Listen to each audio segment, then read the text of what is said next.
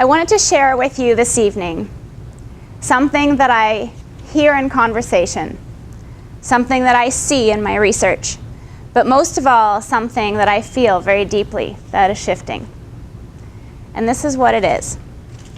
We are more digitally plugged in and connected than we ever have been in the history of humanity. And yet at the same time, we are more disconnected and lonely and stressed out and anxious than we ever have been at any other time in humanity. And some would say, we got to do away with the technology. It's the technology that's doing it. We need to do less. We need to unplug. And what I would suggest, and what I deeply feel, is that it's not necessarily the technology, but how we're using the technology. And so what I feel in my heart, and what I'd like to share today, and what an amazing day to share it, as we connect locally and globally with women in San Francisco and all over the world, and hear these powerful messages, is how do we ramp up our own digital fluency to be able to create more meaningful connection. And so when I think of what is meaningful connection, I think of big, big questions that keep me up at night. I think about what needs to change. Who do we need to be in our workplaces, in our communities, in our schools? And what do we need to do to be able to have more meaningful connections in our lives? And if we had more meaningful connections, what is the kind of work that we could accomplish? And we've seen so many instances of that this evening. So the first thing I did, as this kind of feeling that has been mulling for me for probably 2 years now, is recently when I needed to put it all together, the first thing I did is I went and I looked, what is the definition of connection? And here was what I found. And it's okay. It talks about a relationship between a person, an experience, and a thing. But yet it's missing a piece for me, because when I look at the picture of the two people talking, that feeling, that to me is a feeling that I see of meaningful connection that I don't see in the definition of the words. And so I think about the tablets and the smartphones and the technology that we have, and I think about how that's evolved in my generation. There is still a phone like that in my mom and dad's house. So when I was growing up, that was what we used for communication and connection in a certain way. And that has evolved to the place that our phones are no longer just our phones. There are video cameras, there are GPSs, there are levels, there are alarm clocks. They become an extra appendage and something that we filter everything that we see in the world and how we find and connect with people and things and experiences. And so what's happened as this proliferation of this extra appendage that we have now, and in some countries you actually have more digital phones and smartphones than you have people, and I still don't get that one. But what's happened is there's now been this proliferation of social and digital sites where we can go and we can endlessly connect with experiences and people that will bring us, ideally, more joy and more meaning. And if you just want to take a quick look at this stat, what this is this is basically the increase in social networking sites, and this is only really in the past 8 or 9 years. And where we used to be at 5 or 6 or 7 or 8% of our various age groups connecting via these social sites, we're now 60, 70, 80, 90%. What does that mean? That means there's 60, 70, 80, 90% of the population that is out there making these connections, but are they meaningful? And I would suggest where we've come in our maturity in terms of the infancy, I think, that we're still at in how we use digital and social to connect, is that we're collecting friends and fans and followers like we collect hockey cards. And even for myself, in the 5 years that I've started my business, in the beginning, I totally thought I had to be there, and I was convinced by the people that I trusted and respected to give me guidance and mentorship when it came to marketing my business and building my business, that you had to be at this number where you had a certain number of followers or you had a certain number of friends, because that meant you had more influence, and if you had more influence, you were going to get more business and have more impact. And so I totally got caught up, and I think a lot of people got caught up in that 4 or 5 years ago. But I totally feel something's shifting. I know for sure it's shifting for me. I'm divesting myself of friends and followers and getting back to that small percentage that truly is a meaningful connection in business or personal. And I know more and more people are doing that.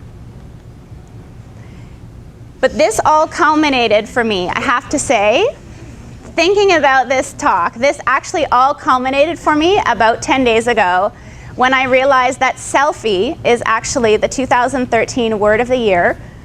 Every year, the Oxford University Press chooses a word that encapsulates culture, a snapshot in time. And normally, they actually have one word in the UK and Europe and one word in North America. And this year, for the first time, it's actually the same word all over the world. And how they measure this word, how they get to this place, is they simply look at the iterations of the number of times that this word or this concept is showing up. And for those of you who don't know what selfie is, that's me taking a picture of myself and then turning it around and sharing it on social media. And if you just Google images of selfies, it's unbelievable what you will see. And it has spawned shelfies where you're taking pictures of your bookshelf and sharing that, and God knows what else.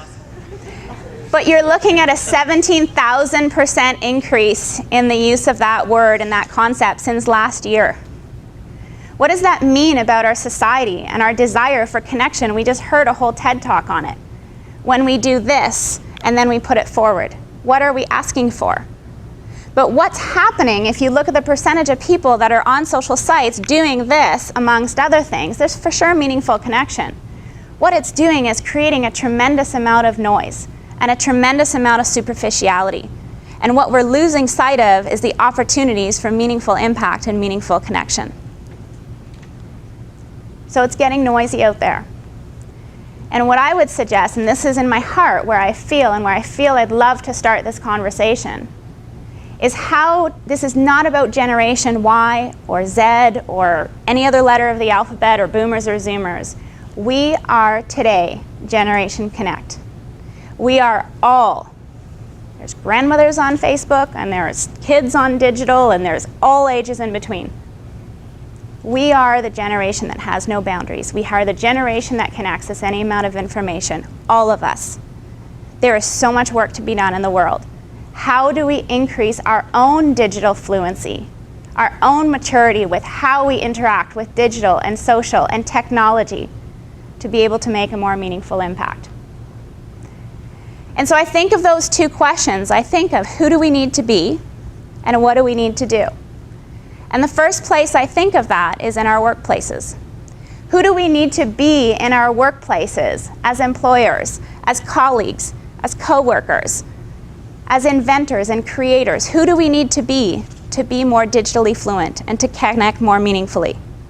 And what do we need to do?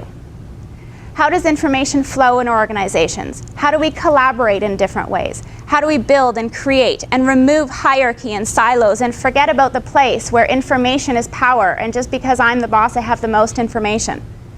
Today in our Canadian workplaces, somewhere between 68 and 71% of the workforce is either apathetic or totally disengaged in their work.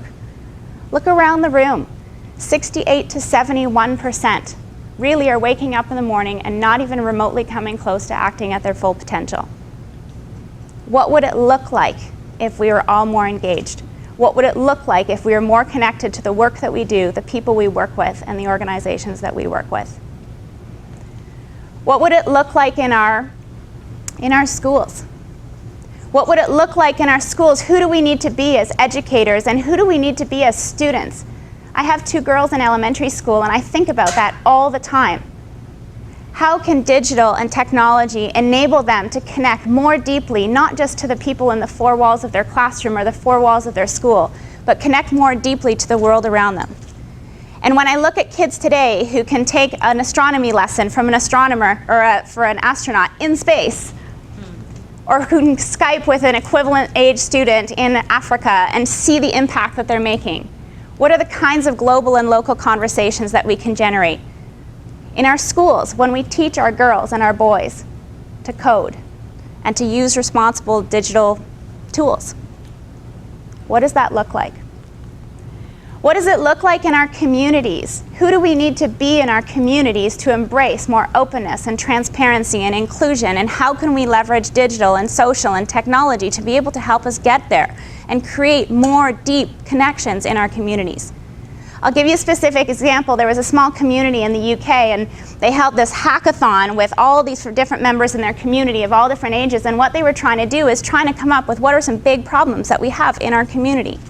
And one of the really interesting ones that came up was this idea that there was actually a very small slice of the community, people who were 80 and older, who were actually excluded from the sort of community feel of community because they had less mobility, they were less able to get out of their houses, and through technology what they were able to do is actually develop this app essentially where someone like myself who wanted to volunteer and give back to the community a little bit, I would turn around and I'd be like, well, I'm cooking dinner anyways for my family of 4. And I could go on to this app, essentially, that the community created. And I could say, I'm cooking spaghetti and meatballs for 4. I'm actually cooking 6 portions, so I have extra 2 portions. And then someone on the other end who is in need of a little bit of connection and a meal, they would say, well, sure, I'd love to sign up for the spaghetti and meatballs. And then I package up 1 portion, and I actually hand deliver it to the person who's in the closest geographical location that has need. What does that do to create meaningful connection, person-to-person connection, through digital and social technology? And so when I think of who do we need to be, these are big, big questions. I do not have all the answers. When I think of what can each of us do, this is the stuff that I think about. First of all, each and every one of us think about, how can I have greater impact?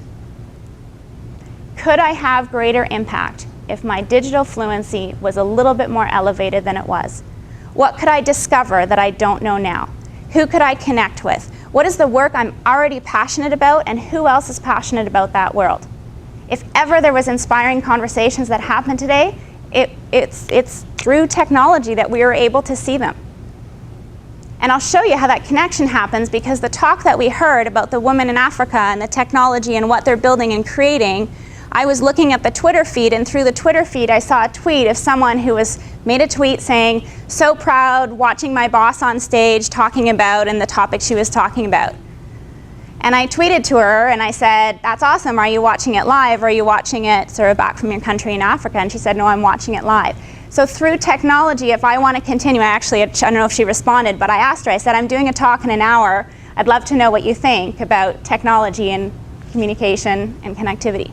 So I'll see if she responds. But that's just one tiny example through a shared experience of us realizing that we were both inspired by the same talk. That's a person-to-person connection that can get made.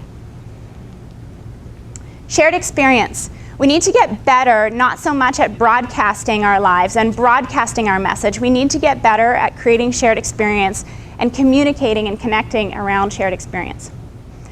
Probably one of my most powerful lessons as I was starting my business and looking at kind of communicating and sharing information was in 2008 I started my business. So 2009 I wrote a blog post, and the blog post was entitled Leadership Lessons I Learned from Grief. And what it was a blog post that was a very personal blog post that I decided to share because there really were so many powerful lessons that I had learned from the death of our first child. So we had an infant death, and that would have been her 4th birthday. And in that anniversary, I wrote this blog post, Lessons Learned in Grief. And that is to date the single most shared blog post that I wrote. And I didn't write it because I had a message to share anything. It was very personal. It's vulnerable. And through that shared experience, I was able to have women from all over the world who had also lost a child of different circumstance, different age group, different countries, that I'm still connected to today, that we still have a closed LinkedIn group that is just this group of 24 women that have this shared experience of losing a child. That's powerful, and that starts changing who I am because of what I've learned through those experiences that I never would have had if we hadn't had that connection via digital. We also need to think locally and in digital and globally, how can I add value? And whether that's a personal relationship that we have or whether it's a relationship that we have online or in our communities, Is what I'm saying or what I'm adding to the conversation something that's valuable to the other person? And if we remove that from the equation, what happens is, again, we're just broadcasting all things that we think people want to hear, or we think things about us, or all the rest, and it's more egocentric. And I'm totally to blame. I've done that over the years as well, but what I'm trying more and more is to be conscious of is when I post or comment or engage digitally or think about how I can use technology, I'm starting with the person first. Would someone else find this valuable? How can I add to the conversation? And at the end of the day, it comes down to a couple more things. What is our ultimate purpose? What do we want to accomplish? What are we inspired to do? There's so much work that we can do locally and globally. What inspires us personally? What do we hold deep into our heart? Start with that. I think about curiosity, and I think, again, that sort of glass. Someone called me the Chief Possibilities Officer one time. It's the optimism thing as well. But there's so many reasons that we shouldn't be diving headlong into technology, and so many reasons that we shouldn't allow our children on digital and social media, and kind of we want to protect them from all the bad stuff that there is, and there is no shortage of dark side on the internet. But there is also so much good that can come from teaching our children and ourselves a little bit more about how to interact online. If we can have a 15-year-old boy basically on his own through Google be able to find a test for pancreatic cancer on his own at 15, instead of taking pictures with his smartphone down his pants and texting it to his friends and God knows what else. But that's the kind of impact that we can have. But we need to teach ourselves, and we need to learn. And in this community, we have people who are unbelievable at connecting meaningfully person to person. And we have incredible people who have very much talent in technology and in social and digital. And we have incredible teachers, and we have a very open, connected community. And I think that combination is incredibly powerful. And so at the end of it all, what it comes down to is personal leadership. The manner that I conduct myself has an impact on how you and you and you and you feel about yourselves. And if each of us realizes that here, starting in this community, that the manner in which we conduct ourselves can truly have an impact, that's personal leadership. That's how we become teachers and mentors and students and listeners and conversationalists. And so that's where I would leave you, is a conversation that I feel is starting in my heart, in my mind. It's conversations that I've had in boardrooms. It's conversations I've had with teenagers. And I would love to have this conversation continue locally as we talk about how to create meaningful impact through digital fluency. Thank you.